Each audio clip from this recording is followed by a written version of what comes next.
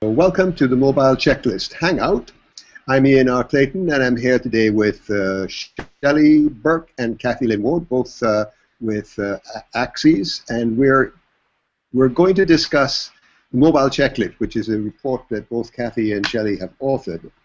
And the purpose of the checklist is to summarize some of their experience in building responsive web designs, web applications, mobile apps, native apps, and mobile websites. And there are quite a number of issues relative to all of those formats for mobile and for mobile design in general, which we'll discuss over a course of the next several weeks as we go through the report. So let me show you the report in outline here. The report is 20 pages in total. Covers major topics relative to mobile design and some topics on mobile marketing. There's a little bit of a history of mobile and where we're at. And this follows on from several other reports that we have made, including a report on mobile responsive web design. So here are a few of them. This responsive web design is one of the more popular. It was over 13,000 views so far on SlideShare. And it is a case study, really, of what we discovered and what went through the process of building a responsive web design for Barbados.org. Now, so the purpose of the checklist is to look at some of the issues that are current with respect to developing a mobile website, and some of the issues with respect to testing a mobile website and marketing a mobile website. So let me just cover some of the statistics. First off, if you look at what's happening in the news, Expedia says recently, and we're talking about early in 2014, that 20% of its total bookings are now by mobile. And Thomson's in the UK has declared that they're doing about 25% of their total bookings. I'm talking about bookings, not planning. Now, planning is a lot more than that. Maybe 80% or so people that start their planning or at some point in their planning use a mobile device. And Focusrite has said that 2015, 20% on average of all users will be using mobile to book travel. 60% of Facebook users are now accessing the Facebook accounts by mobile. And in our case with Barbados.org, we have 45% of our users accessing the website Barbados.org by mobile. So it's a fairly clear indication that mobile is here to stay, and Kathy will go through some of the statistics that will show you just how dynamic and how dramatic the change has been in moving over to mobile, and some of the issues that need to be addressed in terms of use of the mobile site, pages, landing pages, drop-off rates, bounce rates, all those sorts of things, and how they change and vary with mobile and what you can do about improving them. So that's it for me, and then we'll talk to you again later. Off to Kathy. Thanks, Ian. So as Ian mentioned, today we're going to be talking about the digital measurement strategy and how that varies between your desktop and your mobile users. So Ian mentioned some statistics pertaining to mobile usage within the travel industry, and he was talking specifically about bookings, but also about the travel planning process. What we're going to look at now is a concrete example of the Barbados.org website, which is the biggest and best website about the Caribbean island of Barbados. In terms of measurement, we're going to be using the Google Analytics software, which is something I would strongly encourage you to have installed on your website, because it will provide you with a lot of information about who's using your website and how they're using it, and that will help you to maximize the conversion rates on your website and the engagement rates as well. So let's look first at the mobile usage for this website, Barbados.org. So we'll simply go into the audience section, have a look at the mobile section, and take a look at the overview. So right now we're considering the last month worth of traffic to Barbados.org. And you can see here a convenient breakdown between desktop, tablet, and mobile. And you can see that the desktop traffic is around about 55% of the visits to Barbados.org. The remaining 45% is mobile traffic, broken down into tablets, your iPads, your iPad minis, and mobile, your smartphones. So that's a fairly significant percentage. Nearly half of all the traffic visiting this website is on a mobile device, and about half on your desktop device.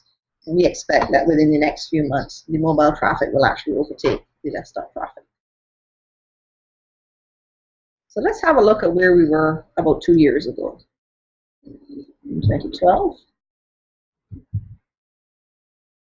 Compare that to 2014. And you can see here a fairly dramatic difference. 2 years ago, 80% of the traffic to the website was on a desktop device, leaving only 20% for tablets and on mobile. And here you can see that the mobile devices, smartphones, were actually slightly ahead of the tablet at that time. And you can see how dramatic a shift we've gone from 80% down to 55% on the desktop. Let's have a look at how that has changed over the course of time.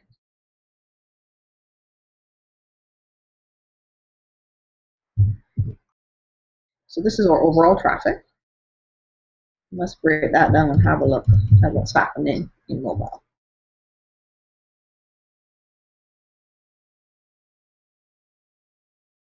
So you can see that 2 years ago, we were getting, maybe on a good day, around about 1,000 sessions or visits on mobile devices. Today, double that. You can see here 2,000, 1,800, 2,200, around about 2,000 a day on our mobile devices. And you can see a similar trend for tablets.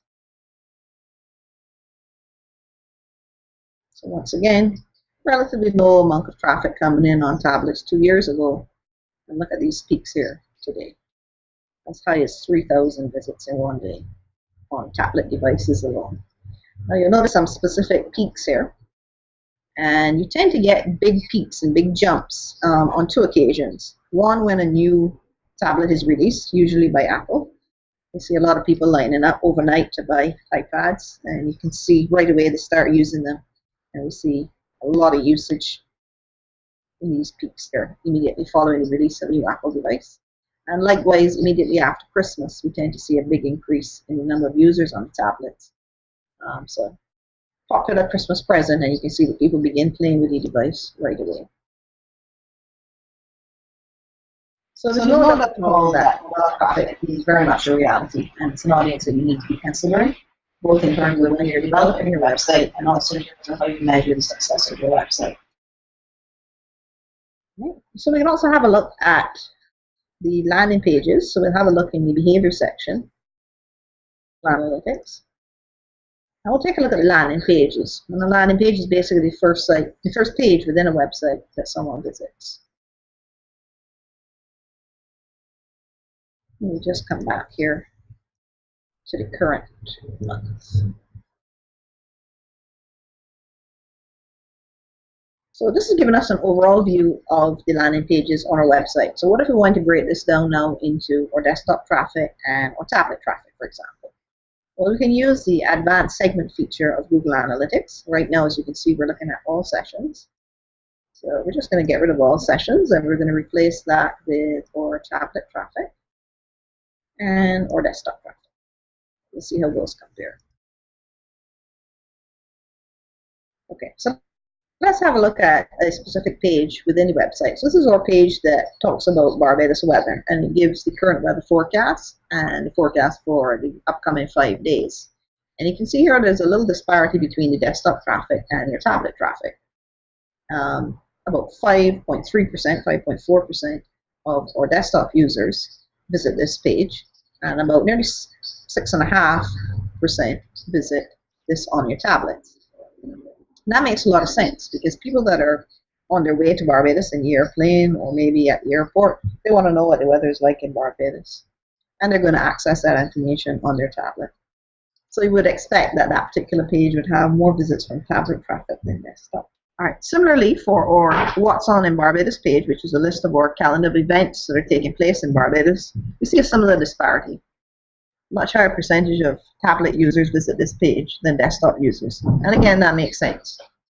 Someone that's planning ahead on their desktop, probably not interested in what's happening in Barbados today or tomorrow.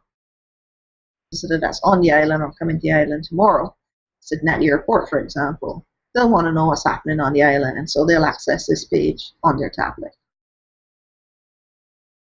You can see a slight switch the other direction on our Where to Stay page, which lists all the accommodation on the island.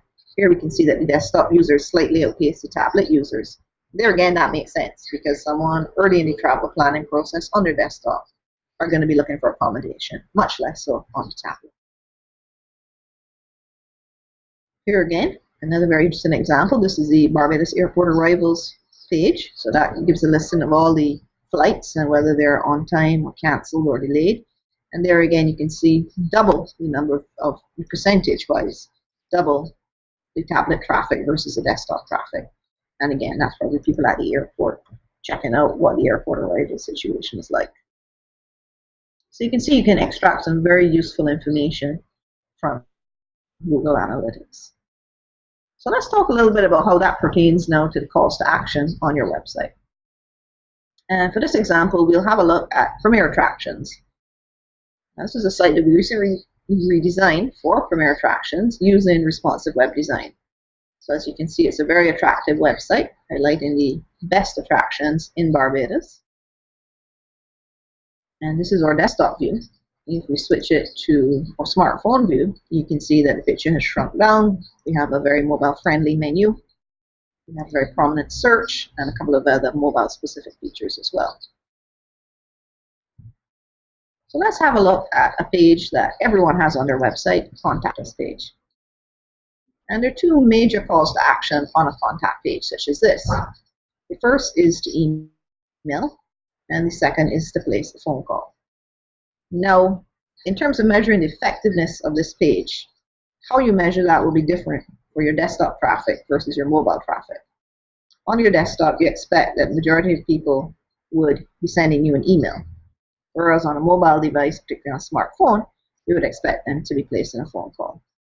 So in terms of how you measure the effectiveness of this page or the level of engagement on this page, you need to have different metrics in place for the different devices. And the way one would do this within Google Analytics is through the use of events. So you would tag a particular event so that when someone clicks on your email link, it registers as an email being sent. Likewise, when someone clicks on your phone link, it registers as a phone call being placed. We can have a quick look at your events again under behavior. Just in the events section, we can have a look at events, and we can take an example here. This is a menu click. So we're measuring a particular click on a menu. So in our case, we would have two listings here, one for an email click and one for a telephone click. And then what you want to do is take a look at how the telephone clicks appear within your mobile traffic and how your email clicks appear within your desktop traffic. So those would be the relative numbers you'd be looking at in terms of measuring engagement on this page across different devices. Similarly, in terms of a call to action, let's have a look at the barbados.org website again. And here you can see a lovely skyscraper ad, this one for Settlers Beach Hotel. And this looks wonderful on a desktop device and on a tablet. But in case of a smartphone, you can imagine that an ad that size, once it gets shrunk down, would look pretty awful. So what we do is we replace those skyscraper ads with a text ad. So when we come to measure the effectiveness of these ads, we need to consider whether it's on desktop or whether it's on mobile. So you would look at the number of pages viewed on desktop, who you know are going to see your skyscraper ad, and calculate the percentage clicks based on the number of desktop users only. Because you know that your smartphone users will not be seeing that ad, they'll be seeing the text ad. So you would look at the clicks on this ad versus the number of page views for this page on your smartphone devices. So it's really important that you think about the calls to action on every page of your website, and think about how they change between your desktop devices and your mobile devices, and make sure that you have all your event tracking in place, you have all your custom reporting in place to really give you detailed information on how effective your pages and your website are for each device. All right. Thank you, Catherine. Here. So what we're doing in this checklist is running through all of the points that we have in the checklist, and there are about 20 points in all. The checklist is just really a summary of the item that you need to look at. It doesn't go into any detail. And that's the purpose of these webinars, Hangouts, or YouTube Live events. So that we will explore the item in some detail and give you some practical examples of how we use, in this case, analytics. And in the next item, we're going to look at tailoring the content for mobile site. We'll come back to analytics there again, because one of the things that we will look at is the difference between the bounce rate on one site as opposed to the mobile site. And that's a pretty good indication if you see it. You see a higher bounce rate on your mobile site, that the optimization that you've created for the mobile is not working, and you need to readdress image sizes, etc., etc., and maybe use some other types of techniques to display. And then we'll go through how you use search, and etc., etc., so that you'll have a pretty good idea of what's behind each of the points here in the checklist. And as I said before, when it comes to the checklist, we will share with you some of the resources that we use in terms of checking, validating, and analyzing the performance of the mobile site. And finally, we'll come to marketing. So all of that's going to unfold over the next little while, the next 20 weeks approximately, as we address one item per week. So we'll be advising you of the next dates, and hopefully we'll be a little bit smoother in terms of operating the Hangout as we are learning as we move along. So thanks for joining, and we'll look forward to seeing you in the next one. Bye for now.